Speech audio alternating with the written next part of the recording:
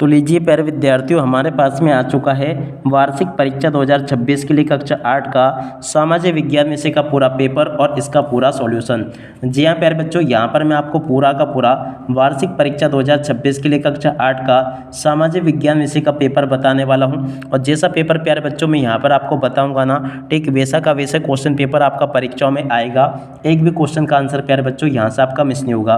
तो चलो जल्दी से अपन आगे बढ़ते हैं, समझते हैं आपके वार्षिक परीक्षा 2026 के लिए कक्षा 8 के सामाजिक विज्ञान विषय के पूरे पेपर को और इस पेपर के पूरे सॉल्यूशन को। तो देखिएगा, इस प्रकार का पेपर होगा।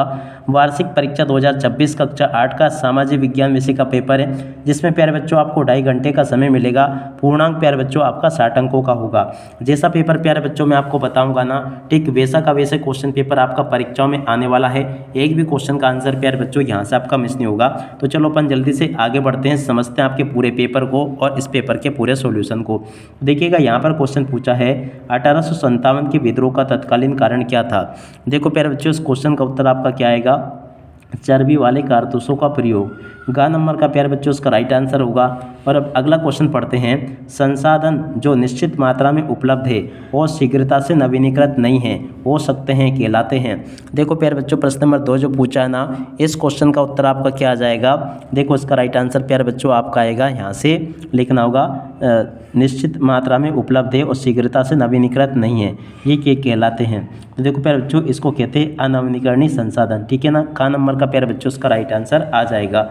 और अब अगला क्वेश्चन पढ़ते हैं, भारत में एक कंपनी की सत्ता स्थापित होने का प्रारंभिक उद्देश्य क्या था। देखो प्यारे बच्चों, प्रशासनिक सुधार, शिक्षा का प्रसार, व्यापार से साम्राज्य तक का विस्तार। तो देखो प्यारे बच्चों गा नंबर का इसका राइट आंसर आ जाएगा। तो देख सकते हो यहाँ तक के सभी क्वेश्चन और उन क्वेश्चन के उत्तर प्यारे बच्चों मैं आपको बता चुका हूँ। अब चलो इसके बाद में अपन आगे बढ़ते हैं, आगे क्वेश्चन पढ़ते हैं। हाशियाकरण की समझ से आप क्या समझते हैं। प्रश्न नंबर 4 जो प्यारे बच्चों पूछा ना, इसका राइट आंसर आपका क्या आ जाएगा। तो इसका राइट आंसर होगा प्यारे बच्चों, समाज में सभी को समान अवसर मिलना, किसी समूह या समुदाय को समाज के किनारे पर धकेल देना, या सरकारी योजनाओं का लाभ सबको मिले, न्याय व्यवस्था में कानून बनाना। तो देखो प्यारे बच्चों, इसका राइट आंसर आपका आएगा, किसी समूह या समुदाय को समाज के किनारे पर धकेल देना, ठीक है। और अब अगला क्वेश्चन, भूमि के अत्यधिक उपयोग से मृदा की उर्वरता कम होने को कहते हैं। देखो प्यारे बच्चों, इसको क्या कहते हैं, मृदा निम्नीकरण प्यारे बच्चों इसको कहा जाता है। ख नंबर का प्यारे बच्चों उसका राइट आंसर होगा। इस प्रकार से प्यारे बच्चों आपको मैंने यहाँ तक के सभी क्वेश्चन और उन क्वेश्चन के आंसर बता दिए हैं। अब चलो इसके बाद में अपन आगे बढ़ते हैं, आगे के सभी प्रश्न और उन प्रश्नों के उत्तरों को मैं आपको बताता हूँ। प्यारे विद्यार्थियों, वीडियो में आगे बढ़ें उससे पहले आप सब लोगों से रिक्वेस्ट है कि अगर आप लोग वाकई में वार्षिक परीक्षा 2026 कक्षा 8 के समस्त विषय के पेपर में टॉप करना चाहते हो ना, तो आप लोग प्यारे बच्चों अभी के अभी हमारे यूट्यूब चैनल को सब्सक्राइब जरूर कर लो। केवल वही बच्चे चैनल को सब्सक्राइब करेंगे जो कि कक्षा 8 में वाकई में पास होना चाहते हैं। तो आप लोग इसको देख लें और पूरा समझ लेना। अब देखो यहाँ पर क्वेश्चन लिखे हैं, एक शासन के दौरान भू राजस्व के लिए व्यवस्था लागू की गई थी। देखो प्यारे बच्चों, यहाँ से आपको क्या लिखना होगा, यहाँ पर आपको लिखना होगा स्थायी बंदोबस्त व्यवस्था लागू की गई थी। और अब अगला क्वेश्चन पढ़ते हैं, भारत का संविधान को लागू हुआ। देखो प्यारे बच्चों, भारत का जो संविधान है ना, कब लागू हुआ था। तो देखो प्यारे बच्चों, यहाँ से आपको लिखना होगा 26 जनवरी 1950 को लागू हुआ था। और आदिवासी शब्द का शाब्दिक अर्थ होता है। देखो प्यारे बच्चों, आदिवासी शब्द का शाब्दिक अर्थ क्या होता है, यहाँ से आपको लिखना होगा मूल निवासी। क्या लिखोगे, मूल निवासी, इसका राइट आंसर आ जाएगा, ठीक है। 6, 7, 8 तक के क्वेश्चन के आंसर प्यारे बच्चों मैंने आपको बता दिए हैं। अब चलो उसके बाद में अपन इधर आगे बढ़ते हैं, आगे के क्वेश्चन के उत्तरों को देखते हैं। यहाँ पर क्वेश्चन पूछा है, न्यायपालिका का प्रमुख कार्य है।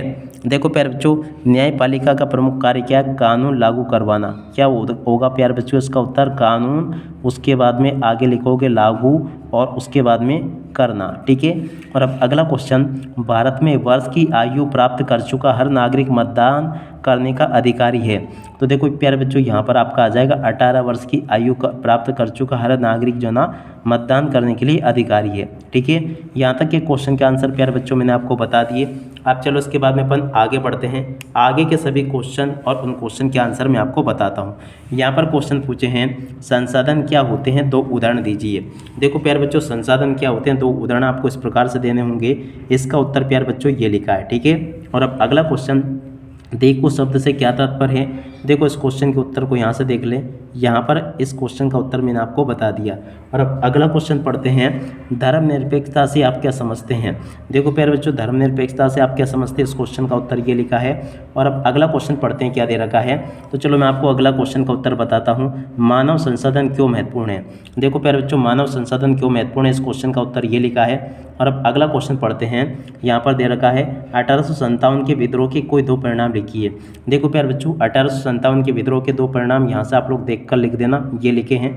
और अब अगला क्वेश्चन पढ़ते हैं क्या दे रखा है, कानून का शासन क्या है, प्रश्न नंबर 16।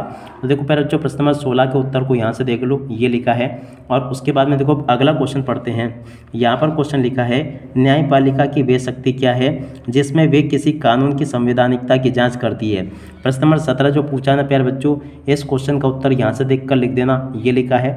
और उसके बाद में देखो प्रश्न नंबर 18, पुराने समय में किसी कास्ट संस्कृति को सिखाने का क्या उद्देश्य होता था। प्रश्न नंबर 18 जो पूछा है, इस क्वेश्चन के उत्तर को यहाँ से लिख लें, ये लिखा है इस क्वेश्चन का उत्तर। और अब अगला क्वेश्चन पढ़ते हैं, प्रश्न नंबर 19, मृदा संरक्षण के कोई 2 उपाय संक्षेप में लिखिए।